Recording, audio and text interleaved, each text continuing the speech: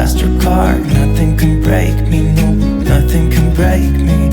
Try not to hold me down. Feel alive when I'm in this town. Look at those beautiful stars. I wanna take a trip to Mars. Nothing can break me, no, nothing can break me.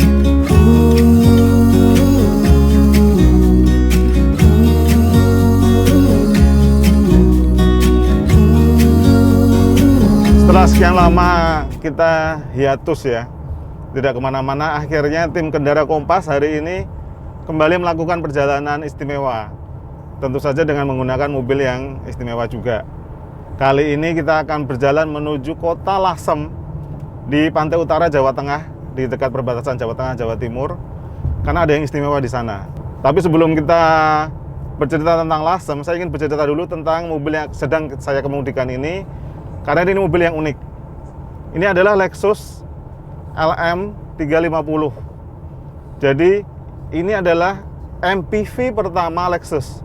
Setelah sebelumnya ada sedan, ada SUV, ada mobil sport, Lexus akhirnya mengeluarkan versi MPV-nya. Sebenarnya ini adalah versi lebih mewah dari Toyota Alphard.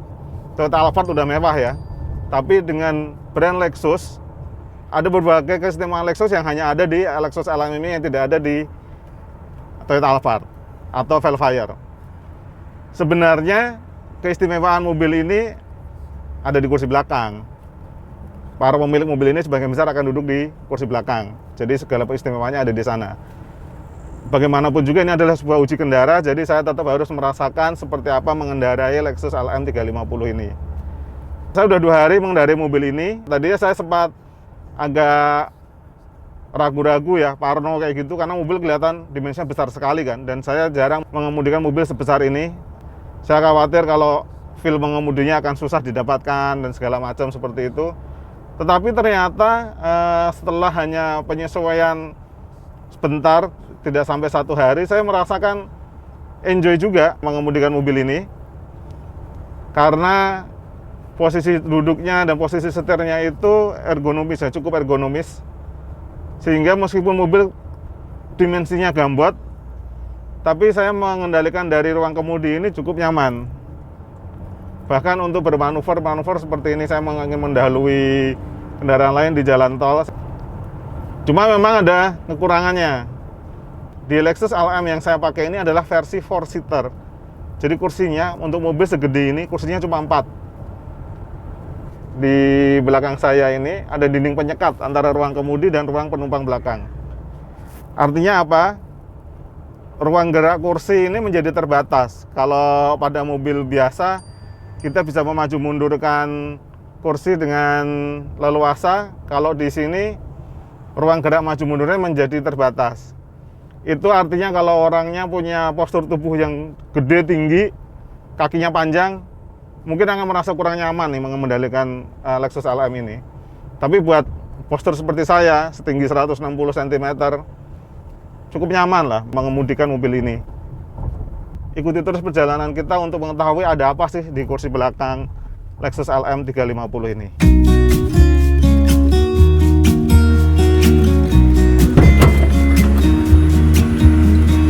I've been feeling so small.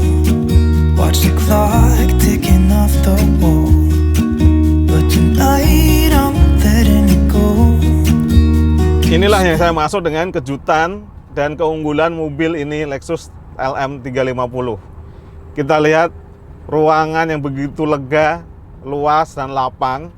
Bayangkan saja, Lexus LM 350 ini punya dimensi panjang lebih dari 5 meter.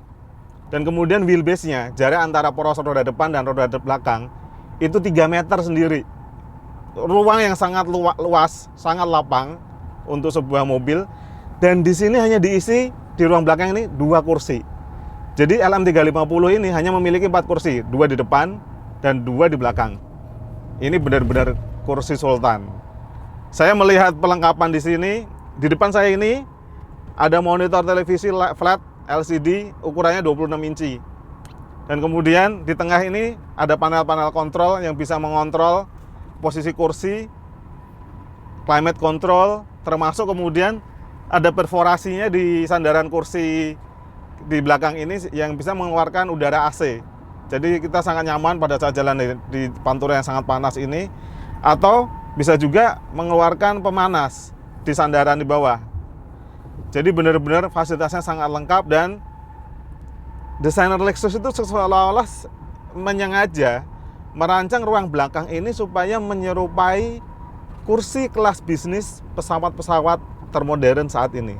Saya benar-benar teringat pada saat saya perjalanan ke Eropa atau Amerika menggunakan pesawat kelas bisnis, mirip seperti ini.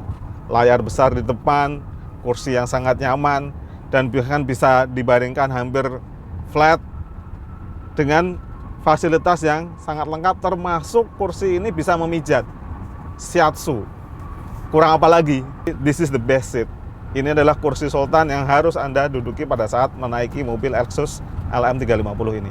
Ikuti terus perjalanan tim Kendara Kompas menuju Lasem.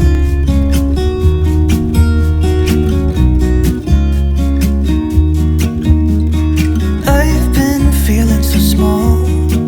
Watch the clock ticking off the wall. But tonight I'm letting it go. Spend my coin for sure. I'm gonna be myself, or I could be someone else. No one's stopping me now. I'm gonna skip my breaks. I'm gonna make mistakes. Did it and did it, did it, did it. Did it and did it, did it, did it. Did it and did it, did it, did it. Did it, did it, did it, did it. Did it and did it, did it, did it. Did it and did it, did it, did it. Did it and did it, did it, did it. Did it, did it, did it.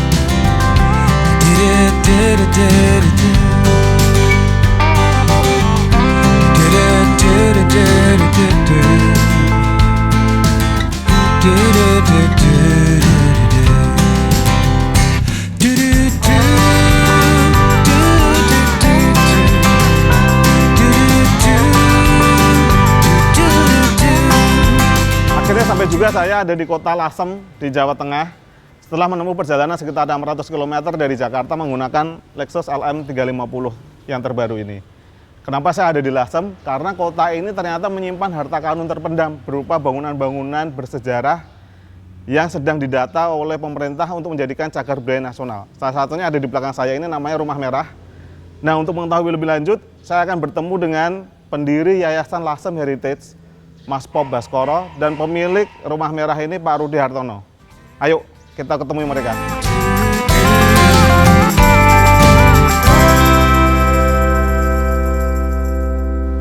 Halo Pak Rudi. Mas Pop, apa kabar semuanya? Baik-baik Pak Hartono, gimana kabarnya? Baik. Saya akhirnya sampai Lasem nih Pak. Saya juga penasaran dengan cerita-cerita tentang Heritage Lasem. Salah satunya Rumah Merah ini nih. Silakan Pak masuk ke dalam. Ini di sini ada 18 kamar. Salah satu kamarnya ini saya tunjukkan Pak. Ya, kita buat kamarnya ini secara kunoan, tapi kamar-kamarnya jadi kamar. saya buat modern Pak. Jadi ini kita ya mungkin seperti hotel berbintang lah Pak, bintang 3 atau 4 lah kayak gitu. Nah, ini ada lampu-lampu, di sini ada di bed, TV juga siap ya. Ada televisi, ada sebelah kanan itu ada untuk pembuat kopi, ada teh dan minum. Ini di sini ada kamar mandinya Pak, silakan Pak kalau mau dilihat. Jadi ini bangunan baru ya Pak? Ini bangunan baru untuk kamar mandinya Pak, untuk tidurnya kita masih aksesnya lama. Masih asli sampai ke atap-atapnya itu ya Pak ya? Atapnya masih ya, pintu. Atapnya ini lama. Untuk terakotanya, tekelnya ini kita buat seperti lama juga Pak, seperti itu. Aslinya juga ini Pak? Ini sudah perubahan Pak, tapi saya belikan dari Jogja, dari Kasongan, pesennya juga lama juga sampai setengah tahun. Ini kita buat supaya aksennya itu seperti keadaan itu tempo dulu Pak. Iya. Bagian lain rumahnya ada apa lagi nih Pak? Ini wow, ini lebih bagus lagi nih rumahnya nih. Padahal masih satu kompleks dengan rumah merah tadi ya Pak ya? Ini saya ambil tahun 2012 Pak, bulan Desember. Jadi saya pertama kali untuk rumah merah heritage itu di sini. Yang tadi itu pengembangan Pak. Gitu ya Pak ya, malah ya. Ini lebih duluan ya? Lebih dulu Pak. Ini lebih tua apa gimana Pak bangunannya Pak? Sama, sekitar 1850. Oke.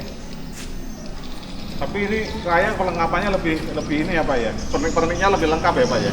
Ya Pak, ini untuk furniturnya, ini saya lengkapi.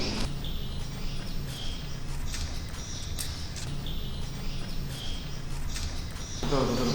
Kalau ini ruangan ini apa Pak? Ini kalau masuk sebelah masuk dari tengah aja Pak. Oke. Kalau masuk Pak.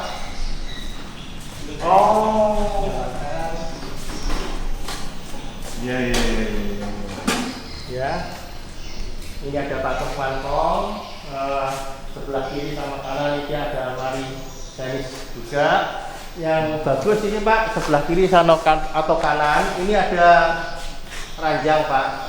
Ranjang orang ngomong ranjangan kuno, kalau Bapak ngomong sekarang ranjangnya Sultan gitu loh. Ranjang Sultan ya ini ya. Bisa dilihat Pak, istilahnya Pak, ukir-ukirannya ini masih asli ya Pak? Bagus sekali.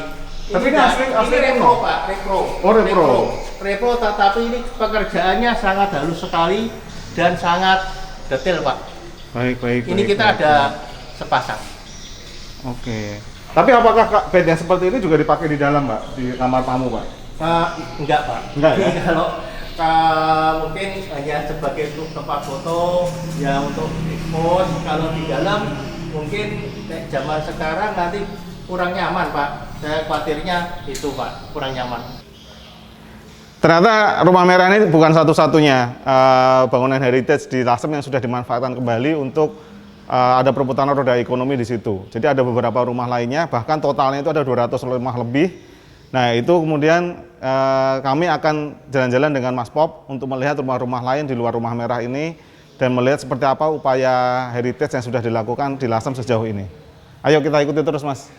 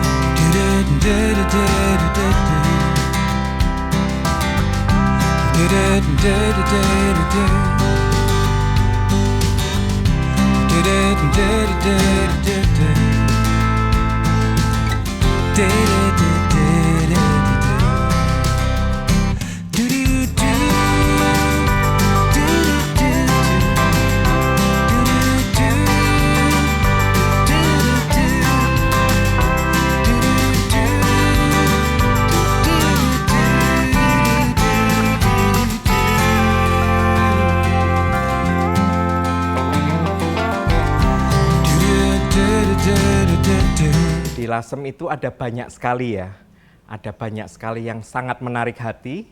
Misalnya ada sejarah, kemudian arkeologi, kemudian ada toleransi, ada batik, ada banyak pondok pesantren, kemudian ada banyak teman-teman Tionghoa dengan heritage-nya.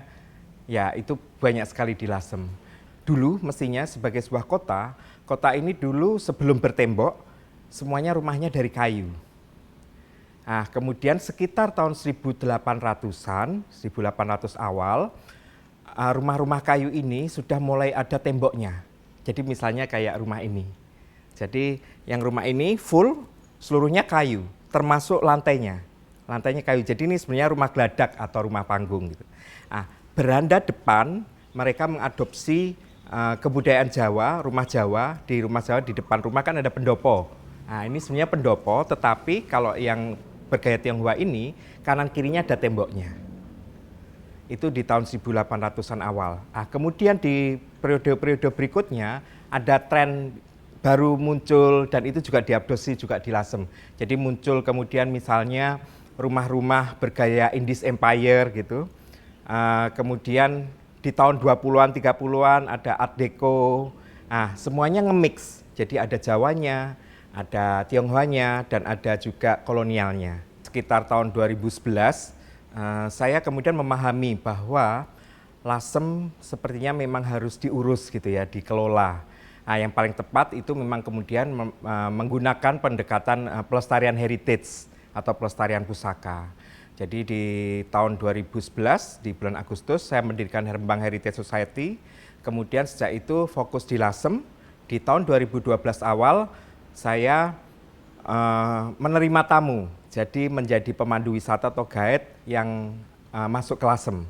Itu termasuk awal mula di Lasem dan kemudian gara-gara itu kunjungan ke Lasem semakin banyak. Nah, karena kunjungan semakin banyak ini, kemudian warga Lasem sendiri menyadari ada potensi ekonomi atas heritage mereka.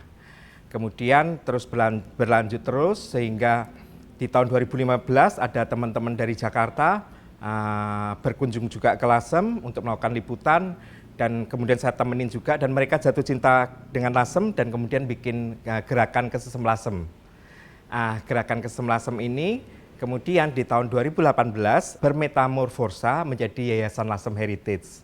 Jadi karena memang tugas-tugas pelestarian, pengembangan dan pemanfaatan atas heritage di Lasem semakin besar tantangannya dan hambatannya, jadi kami memang harus membuat Yayasan Lasem Heritage ini. Kebanyakan masih abandon, jadi masih diabaikan karena situasi ya. Tetapi sudah mulai ada bermunculan teman-teman di Lasem sendiri yang kemudian memfungsikan rumah ini misalnya menjadi penginapan. Kemudian ada 3 penginapan besar di Lasem yang standar kamarnya itu sudah standar kamar hotel gitu ya. Kemudian menjadi kafe, warung kopi gitu. Jadi ketika kunjungan wisatawan sudah mulai banyak seperti ini, kemudian warga Lasem yang punya rumah tahu potensi ini kemudian memanfaatkan itu. Lasem memang saat ini sedang proses untuk menjadi penetapan kawasan cagar budaya nasional. Setelah itu sepertinya ada 2 sisi ya, ada sisi pelestarian dan pemanfaatannya di wilayah sustain tourism. Karena Lasem ini sangat menarik sekali untuk wisata minat khusus. Jadi wisata sejarah, budaya, toleransi, arsitektur, arkeologi, itu semua bisa dilakukan di Lasem. Jadi ke depan sepertinya wisata edukasi untuk teman-teman yang lebih muda itu juga akan kami lakukan di Lasem. Dalam kondisi pandemi, wisatawan memang sangat menurun drastis, tetapi itu sebenarnya malah menguntungkan kami karena kemudian warga Lasem, komunitas heritage itu bisa mengkonsolidasikan diri untuk semakin tahu heritage-nya, menguliknya, kemudian menyiapkan produk-produk yang akan disuguhkan di kunjungan-kunjungan berikutnya setelah pandemi.